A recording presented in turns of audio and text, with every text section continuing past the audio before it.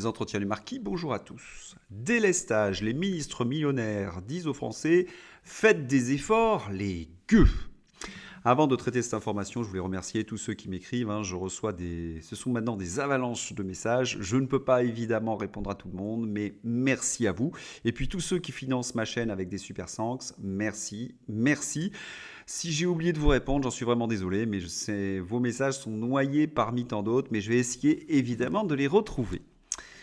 Voilà. Alors, les ministres millionnaires donnent des conseils aux Français. C'est un niveau d'indécence inouï, mais qu'on ne s'y trompe pas. En tant que gaulliste, je suis pour les entreprises, je suis pour le développement économique et la valeur travail est une chose qui est très importante pour moi. Quelqu'un qui gagne bien sa vie et qui a été honnête, bravo à lui parce qu'il a participé à la richesse, à l'enrichissement général de la France. Mais lorsqu'on gagne bien sa vie, il y a l'impôt républicain pour justement permettre la redistribution. Or, aujourd'hui en France, la redistribution ne va pas très bien. Alors, que se passe-t-il ? En effet, vous êtes souvent très nombreux à m'écrire, m'expliquant que vous avez travaillé toute votre vie, parfois dans l'agriculture, dans les services, dans les entreprises. Vous avez bossé bien 60 heures par semaine pour certains et vous avez des toutes petites retraites, ou voire vous bossez dur et vous n'arrivez pas à joindre les deux bouts. Mais que se passe-t-il dans ce pays ? Eh bien, nous savons qu'une grande partie de nos élites captent l'ensemble des richesses. Alors ce ne sont pas les chefs d'entreprise, votre voisin, dans votre village, qui trichent, non. C'est une super élite mondiale qui est en train de capter toutes les richesses de ce monde et qui fait en sorte que les salaires d'autrefois sont en train de diminuer. Les Français perdent du pouvoir d'achat. Voilà. Alors, quand vous avez des ministres qui expliquent aux Français, serrez-vous la ceinture, si vous faites des efforts cet hiver, il n'y aura pas de délestage, c'est déjà insupportable. Insupportable parce que c'est ce gouvernement qui, en faisant cette politique énergétique de fermeture des centrales nucléaires, qui a conduit à cette situation tragique. Ce sont donc les responsables qui sont en train de nous faire porter le chapeau et qui nous culpabilisent. Ça, c'est un gros truc. Alors, on va regarder l'article qui m'a mis vraiment en colère. C'est celui-là. Coupure d'électricité. Les ministres réclament à l'unisson des efforts aux Français. Et vous avez Gabriel Attal en tête. Eh bien, on va regarder sa déclaration d'impôt, de patrimoine plus exactement, à ce Gabriel Attal, et il possède déjà 1,6 million quasiment de patrimoine. Ah oui, tous nos ministres gagnent très très très bien leur vie. Et c'est là où je voulais en venir, parce que s'ils gagnent très bien leur vie et qu'ils déclarent leur patrimoine, à la rigueur, ça serait très bien pour le pays. Ils paient des impôts, et puis nous, les Français, nous récoltons en quelque sorte cette redistribution. Mais nous avons quelques doutes là-dessus. Pourquoi nous avons quelques doutes ? Eh bien, par exemple, nous avons cet individu dont j'ai parlé dans une précédente vidéo, que j'avais surnommé Dupont Maserati. Oui, cette Maserati jaune, il l'a payée en cash à Monaco et l'argent venait d'un paradis fiscal, d'une banque offshore. Or, il se trouvait que la banque n'était pas cliente du Dupond-Moretti. Cette information nous avait été révélée par Mediapart. Je vous ai dit il y a quelque temps, Pannier-Runacher, son père avait de l'argent dans un paradis fiscal et qui avait bloqué un compte pour les enfants. Elle est arrivée à se débrouiller grâce à un montage, mais certains journalistes se disaient qu'elle avait dû aussi un petit peu gratter de l'argent de son père qui venait d'un paradis fiscal. Donc on a toute une série d'informations qui montrent que nos ministres font en sorte d'échapper le plus possible à l'impôt, de faire des montages financiers pour ne pas justement faire cette répartition qui ferait quand même pas mal de bien aux Français. Et celui qui est champion du monde de cela, c'est Nono Le Maire. Ah oui, Bruno Le Maire. Il y a quelques temps, dans les journaux, on nous expliquait, je ne sais pas pourquoi il y a un petit carré sur ma photo, il y a dû avoir une publicité à un moment donné. Tableau, mobilier de luxe, maison, Bruno Le Maire est-il très riche ? Et oui, et d'ailleurs dans sa déclaration de 2017, il déclarait 1,5 million. Mais voilà, pour échapper à l'impôt, ils montent des SCI, ils font des montages financiers, il y a de l'argent, on ne sait pas d'où il sort, d'où il rentre. Et là, Bruno Le Maire ne fait que déclarer 294 958 euros. C'est-à-dire que le ministre de l'économie a réduit sa fortune par 5. Alors, soit il l'a donné à des ONG, c'est une solution. Non, bon d'accord, vous n'y croyez pas, moi non plus. Il aurait divisé sa fortune par 5, c'est-à-dire qu'il ne saurait pas gérer. Alors, ça, c'est pas entièrement impossible. Hein. C'est quand même le gars qui nous avait expliqué qu'il allait mettre la Russie à genoux, alors qu'elle n'a jamais eu autant d'argent, et que nous sommes dans une situation critique. Donc, ce serait une thèse qui se tiendrait, mais on n'y croit pas non plus. Non, on pense qu'il y a de très gros montage financier pour ne pas payer des impôts. Voilà, tout simplement. C'est comme ça avec ce monde. Et ce sont les mêmes qui viennent vous dire « serrez-vous la ceinture ».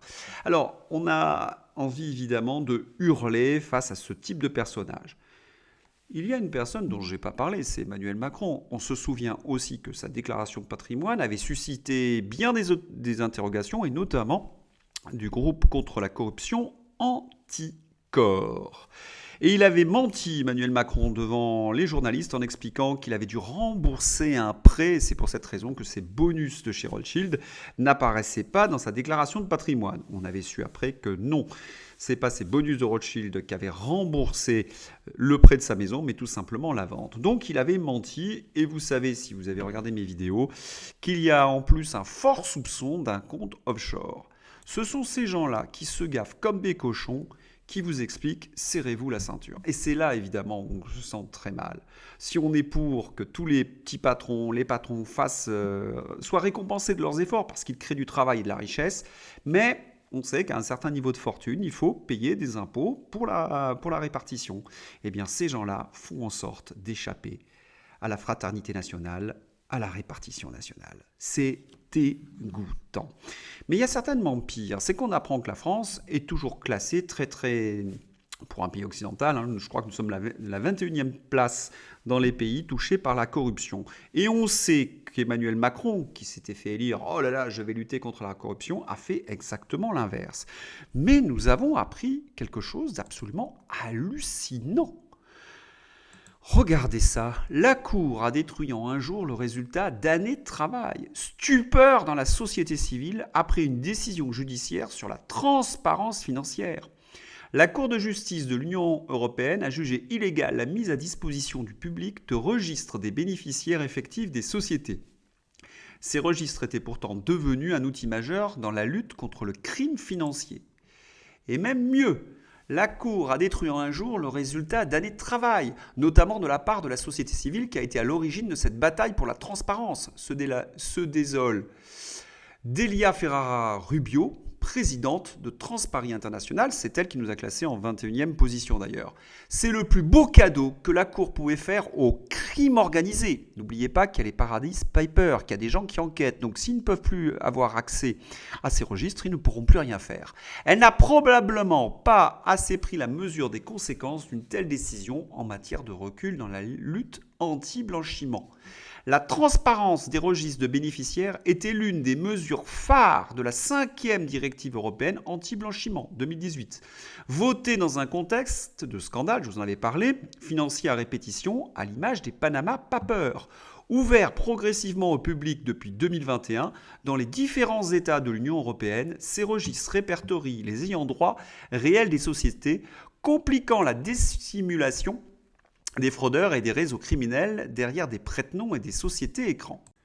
Et on comprend peut-être que cette mesure a été prise sous la pression des grands de ce monde. Hein. Je pense qu'il y a des Zelensky qui avaient été signés dans les Pandora Papers, il y a des Américains qui sont visés par les Pandora Papers, et puis nous avons tous les ministres, toutes les personnes dont je vous ai parlé dans mes vidéos, dans celle-ci, qui doivent aujourd'hui sabrer le champagne. Merci Union européenne de nous protéger. Mais pendant ce temps-là, bien sûr, ces mêmes ministres qui font pique-pendre vous culpabilisent et vous rejettent la responsabilité de leurs erreurs. Et on a appris, et ce serait presque drôle si ce n'était pas tragique pour nous, qu'en fin de compte, ils n'ont pas pris suffisamment en compte le fait que les éoliennes et le solaire ne fonctionnaient pas en janvier-février. Il n'y a pas suffisamment de soleil, il n'y a pas suffisamment de vent. Ils viennent juste de s'en rendre compte. Et ils ont calculé qu'il faudrait, pour rééquilibrer la chose, au moins 4 ans. C'est-à-dire que ce n'est pas le premier hiver que nous allons vivre. Nous aurons 4 hivers comme cela, sous le joug des blackouts. Et comme ils sont d'une incompétence rare et qu'ils sont incapables d'organiser, si vous voulez, même ces délestages, nous avons appris quelque chose d'assez hallucinant. Ils nous avaient promis, ne vous inquiétez pas, les gens qui seront sous respirateur, eh bien, ne subiront pas ces fameuses coupures d'électricité. Eh bien, pas du tout. Voilà ce que nous apprenons sur BFM Télé en direct devant des journalistes qui font quand même un petit peu la gueule. Il y a aussi toutes les personnes qui sont sous respirateur artificiel chez elles et qui sont inquiètes. Je comprends. Est-ce que vous pouvez leur répondre, leur dire ce qu'il faut faire dès maintenant pour ne pas avoir son courant coupé chez soi? Alors, c'est ce que vous appelez les patients à haut risque vital, qui sont identifiés. Nous sommes en lien permanent avec les ARS, les agences régionales de santé, ainsi que les préfectures, qui nous signalent et identifient ces personnes-là qui ont un respirateur, qui sont avec un équipement à la maison important. Ils sont éventuellement délestables, ces personnes-là. Ils sont non prioritaires, si je peux me permettre de le dire ainsi. Pour autant, on a une attention particulière à leur égard. On les prévient. Ils ont un numéro de téléphone dédié qu'ils peuvent appeler pour avoir toutes les informations nécessaires. Et à J-2, on va les appeler. On va leur envoyer un SMS, un mail. On va les appeler pour voir s'ils ont pris des précautions qui vont bien pour une éventuelle coupure. Ça veut dire quoi, en fait? Je pensais que vous alliez justement ne pas couper le courant chez eux. Pas du tout. Vous imaginez un petit peu recevoir un SMS ou un mail vous expliquant que peut-être il y aura un délestage le lendemain matin. Mais et comment vont-ils faire? Ils vont retenir leur respiration? Non, mais c'est de l'ordre de l'incroyable, comme était tout aussi incroyable l'administration de Rivotril. Nous avons affaire véritablement à des monstres. Et puis, nous avons appris dans la foulée que le ministre de la Santé, François Braun, a dit « Mon bras ne tremblera pas s'il faut remettre obligatoire le masque ».